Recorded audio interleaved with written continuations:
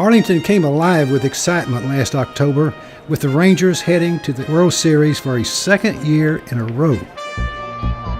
Souvenir program here. That's burning nachos, I'm telling you.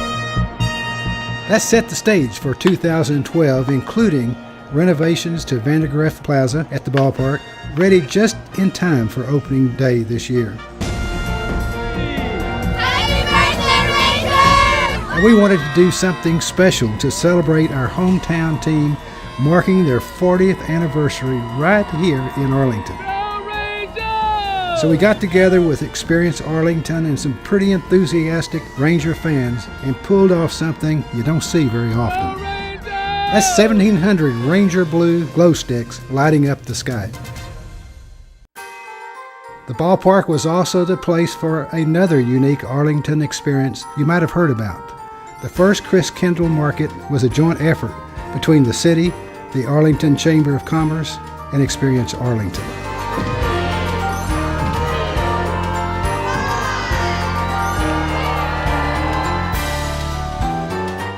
And it won't be the last. The Chris Kendall Angel, the Glue Vine, and the German vendors will all be back again this year.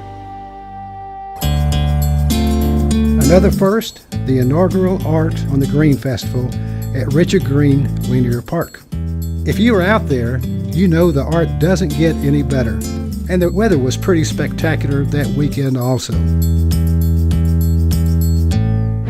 Tradition runs deep in Arlington.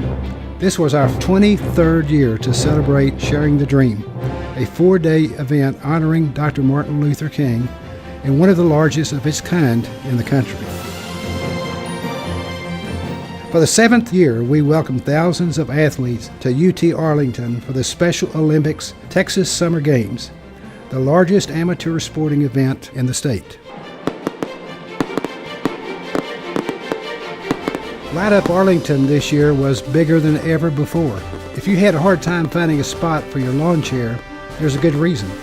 In just 6 years, the crowd has grown from a couple of thousand to more than 40,000 people this past July the 3rd.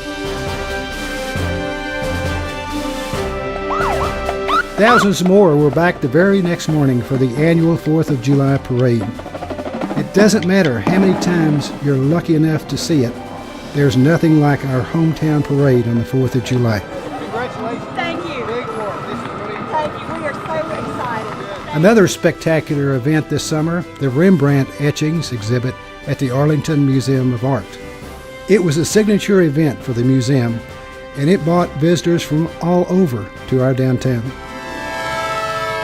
Not far from the museum, something else drew a crowd earlier this year. A Union Pacific freight train derailed on a Friday afternoon back in February. Luckily for everyone involved, there were no injuries. Just a little corn syrup in the street and a little sticky traffic for a few hours.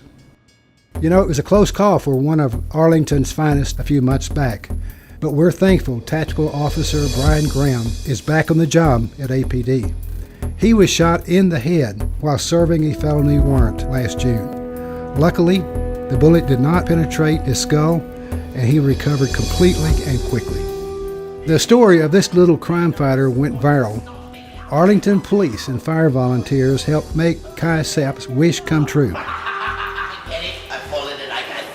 This 7-year-old leukemia patient wanted to be Batman for a day. Arlington based A Wish with Wings, and our officers made him a hero and made one of the best days of his life. The story made national news, and the number of people who've watched it on YouTube keeps climbing. West Nile virus put North Texas in the national news as well this year, and we have responded to the threat here in Arlington. As the number of cases grew in August, the city made the decision to conduct strategic ground spraying in accordance with guidelines from the Centers for Disease Control. We are very pleased to see cooler weather on the horizon. On a very stormy spring afternoon, April 3rd, Arlington was caught in an unusual tornado outbreak. A total of 492 homes were damaged, most of them in neighborhoods to the southwest. Literally within minutes, our first responders were on the streets, and many did not make it home for hours as they worked into the night to clear the debris from our streets so that residents could be safe. For days, police, fire, and all of our public works and parks, water personnel, and contractors worked together in response to residents' needs. You responded as well. City staff coordinated more than 500 volunteer groups and individuals wanting to lend a hand. Within 10 days, Arlington crews removed enough tornado debris to fill 11 Olympic-sized swimming pools. Our libraries also got involved by coordinating efforts to return photographs found after the storm. Debris from trees was put into good use also as free mulch for Arlington residents. It was of great value too. The mulch we gave away was worth about $400,000. The recovery is ongoing, but there has been remarkable progress. We remain most grateful, despite it all, that there was no loss of life. Now I'd like to tell you about something I think is really cool. You might have noticed last winter there was some work being done on the Harwell water storage tank in North Arlington. But you might not realize just how much ingenuity went into that improvement. Turns out the tank wasn't as tall as it needed to be for proper water pressure. After much research, crews used hydraulic jacks to lift the tank by 11 feet. Then they welded it all back together again. That set a new standard and saved a lot of money in the process. By the way, Arlington's water is once again rated the best tasting in the state, according to a competition sponsored by the Texas Water Utilities Association. And while we're on the subject of awards, the Parks and Recreation Department received the National Park Design Award for the Johnson Creek ecosystem restoration between the ballpark and Cowboy Stadium. The Police Department also took highest honors when it received accreditation excellence through the certification process. And an online survey shows that overall residents think Arlington is a good place to live, with high ratings for emergency services, fire, water, and libraries, as well as the Parks and Recreation Department.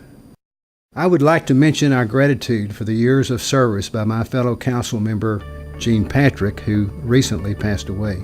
Many of you had the pleasure of working with Gene over the years and know how committed he was to the success of Arlington and how tirelessly he worked for the success, in particular, of downtown Arlington. He had a vision, and I think we can all look around today and see the result of a lot of his hard work and vision taking shape. He will be missed.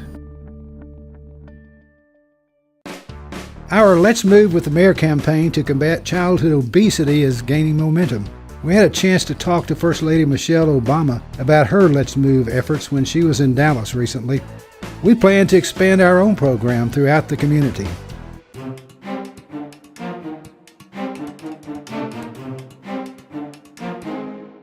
It's hard not to notice big changes at UT Arlington these days, with the opening of the 7,000-seat College Park Center in February.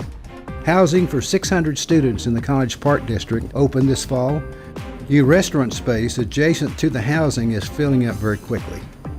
The search is underway for a new president at UT Arlington after current President James Spagnola announced his retirement in June. We certainly will miss his vision and partnership with the city.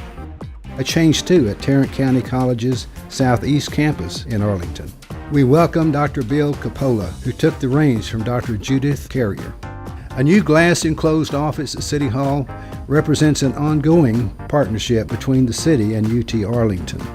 The Urban Design Center provides space for graduate students studying architecture to work with staff on projects you will see all over the city.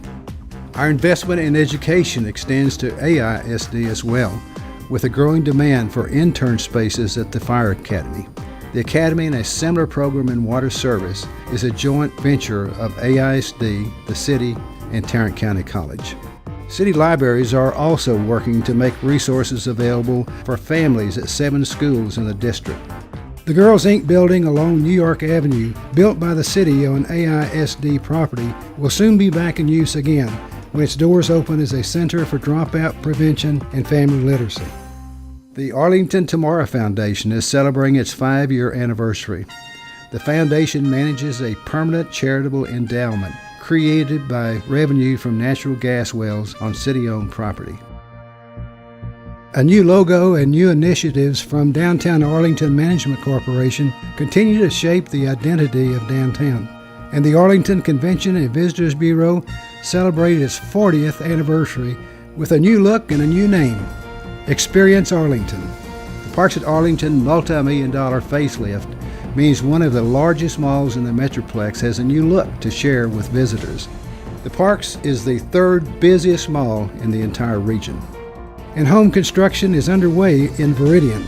By the end of this year, the first homeowners will be moving into the planned development in North Arlington. 2012 also brought very encouraging news from the Arlington GM plant. In January, General Motors announced a $200 million expansion for a new sheet metal stamping facility. The company broke ground for the facility in April. When it's completed, it's going to add another 180 jobs to our economy. In June, General Motors estimated an additional 800 new jobs will be generated when it announced it would be adding a third shift to its operations. With that kind of a look back, you can see why I am so optimistic as we look forward to next year in Arlington, Texas.